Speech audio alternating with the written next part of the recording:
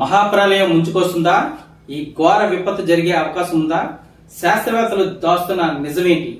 మన తెలుగు రాష్ట్రాలపై ఆ ప్రభావం ఎంతవరకు ఉంటుంది?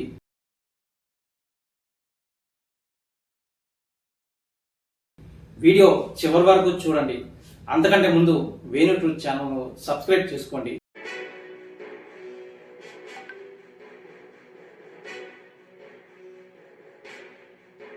ఇటువంటి మరిన్ని అప్డేట్ కోసం ఇప్పుడే ఫాలో అవ్వండి. ఇక డైరెక్ట్గా విషయంలోకి వెళ్ళిపోదాము. లండన్ నగరం సముద్ర గర్భంలో కలిసిపోయింది.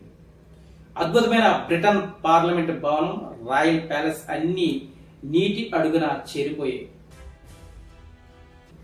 గ్రీన్లాండ్ మంచు పర్వతాలు కరిగిపోవడంతో థేమ్స్ నది కట్టలు తెంచుకొని నగర వీధుల్లోకి మురుగు నీటి ఉప్పెనలాగా దూసుకొచ్చింది.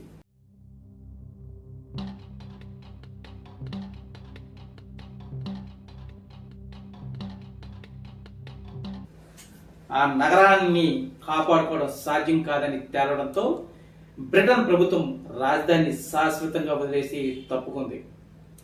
ఇది ఏదో హాలీవుడ్ ప్రళయకాలం సినిమా కథ కాదు.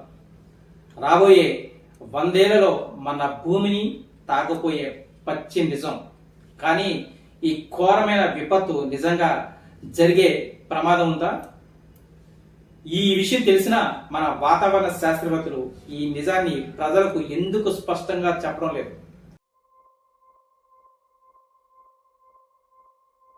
అసలు వారు దాస్తున్న భయంకరమైన నిజమేంటి?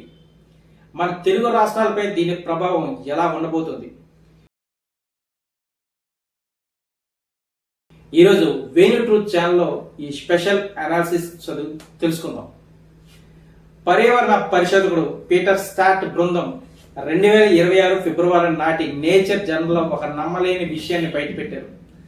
వాతావరణ మార్పుల వల్ల భవిష్యత్తులో రాబోయే అత్యంత దారుణమైన విపత్తుల గురించి శాస్త్రవేత్తలు జనాల్ని భయపెడతారేమోనని గొంతు విప్పి మాట్లాడట్లేదు. పరిస్థితి ఇలాగే ఉంటే సముద్రాలు ఎంత వేగంగా పెరుగుతాయి, ఆహార వ్యవస్థలు ఎలా కుప్పకూలుతాయి, ఎండల దాటికి కోట్లాది మంది ఎలా చనిపోతారనే వాస్తవాలు ల్యాబ్లకే పరిమితం అవుతున్నాయి. తాము ఊహించిన ముప్పు ఒకవేళ జరగకపోతే లోకమంతా తమను అనవసరంగా భయపెట్టారని తప్పుపడుతుందేమోనన్న భయంతో చాలా మంది శాస్త్రవేత్తలు సైలెంట్ గా ఉండిపోతున్నారు. కానీ ఈ మౌనం వల్ల పర్యావరణానికి ముప్పు అనేది ఒక అబద్ధం అని కొందరు నిర్లక్ష్యం చేస్తుంటే, మరికొందరు ఎలాగో సర్వనాశనం అయిపోతాం కదా అని నిరాశతో చేతులెత్తేస్తున్నారు. ఈ లండన్ ముంపు కథ వినడానికి చాలా దూరంగా అనిపించవచ్చు. కానీ ఒక్కసారి ఆలోచించండి. దాదాపు 974 కిలోమీటర్ల పొడవు అయిన సముద్ర తీరం ఉన్న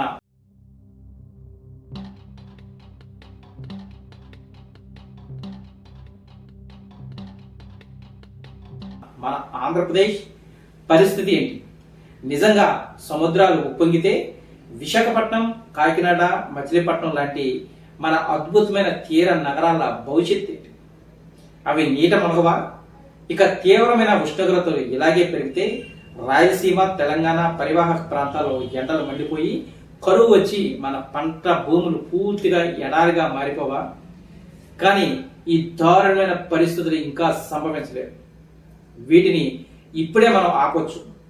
ప్రముఖ రచయిత్రి రెబికా సోల్నిట్ చెప్పినట్టు, రేపు ఏం జరుగుతుందో తెలియని ఆ అస్పష్టత నుంచి మనం పోరాటం మొదలవ్వాలి. ఒక మొండి ఆశతో మనం పర్యావరణాన్ని కాపాడడానికి సిద్ధపడాలి. శాస్త్రవేత్తలు కేవలం ప్రమాదాలను దాచిపెట్టడం కాకుండా ఒకవైపు మనం పర్యావరణాన్ని కాపాడుకుంటూ ఉంటేనే జరిగే మంచిని, మరోవైపు నిర్లక్ష్యం చేస్తే ముంచుకొచ్చే ముప్పును పక్కన పెట్టి ప్రజలకు కళ్ళ కట్టినట్టు చూపించాలి. మనం ఈ శతాబ్దం మధ్య నాటికి కార్బన్ ఉద్గారాలను 0కి తీసుకురాగలిగితే లండన్ మునగదు, మన విశాఖపట్నం సురక్షితంగా ఉంటుంది, మన వ్యవసాయం కలకలలాడుతుంది. కళ్ళు మూసుకున్నంత మాత్రాన ముంచుకొచ్చే ఉప్పెనలు ఆగిపోవు. నిజాలను దాచడం కాదు, ముప్పును ముందే గుర్తించి ప్రజలను అప్రమత్తం చేయడమే బుద్ధిజం. ఐక్యరాజ్య సమితి లాంటి అంతర్జాతీయ సంస్థలు మరియు శాస్త్రవేత్తలు కేవలం పారిశ్రామిక ప్రయోజనాల కోసమే కాకుండా భూమిని కాపాడుకునే దిశగా అత్యంత దారుణమైన విపత్తులపై కూడా ప్రపంచ వ్యాప్తంగా గొంతు విప్పి అవగాహన పెంచాలి. అప్పుడే రేపటి తరానికి మనం ఒక సురక్షితమైన భూమిని అందించగలుగుతాం. వాతావరణ మార్పుపై శాస్త్రవేత్తలు చెబుతున్న ఈ హెచ్చరికలపై మీ అభిప్రాయం ఏంటో కింద కామెంట్ రూపంలో తెలియజేయండి. ఇలాంటి మరిన్ని లోతైన పరిశోధాత్మకమైన సైన్స్ మరియు టెక్నాలజీ కథనాల కోసం